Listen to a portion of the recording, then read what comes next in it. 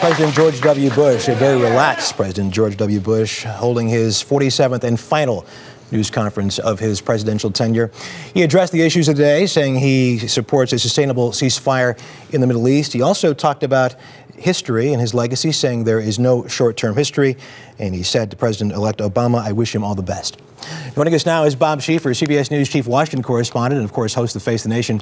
And Bob, in many ways, this was quite an extraordinary news conference. Do you agree?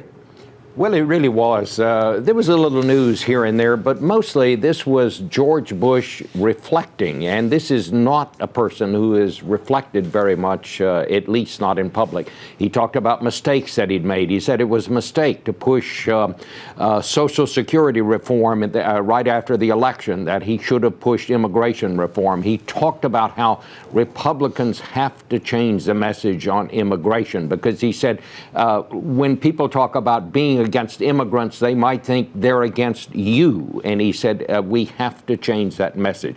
He said he made some mistakes in things he said. He talked about putting up that sign on the aircraft carrier, mission accomplished.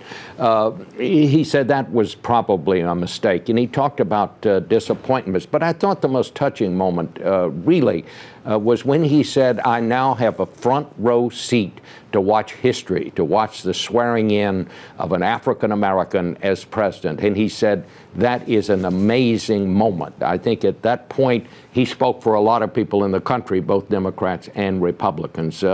This was George Bush being the son of his father, who was a very gracious man. He, most of all in this news conference today, whatever news was made, he was very gracious, not only to the people who've covered him all these years, but to the person who will now succeed him in the Oval Office. Bob Schieffer in Washington, thank you very much. I want to go down very quickly to Jim Axelrod at the White House. And Jim, you've covered this president for more than 4 years. What struck you about this news conference today? Well, among the long list of things Bob just mentioned, I think I was most taken when he ruled out any sense of self-pity. At one point, he talked about whether or not he would feel self-pity, and he said, forget it, that's just pathetic, which I thought was kind of an interesting moment. Bob's right. This is not a man who is given to a great deal of public introspection. And most of his comments today, even questions that were about the news of the day, he managed to find a way to sort of veer off a bit and do a little bit of reflecting over the last 8 years. So it was definitely a very different tone than I've seen at any point during the last 3 years, Russ. Okay, Jim Axelrod at the White House. Thank you so much. Of course, there'll be more on this story tonight on the CBS Evening News and on your local stations. This has been a special report from CBS News. I'm Russ Mitchell in New York.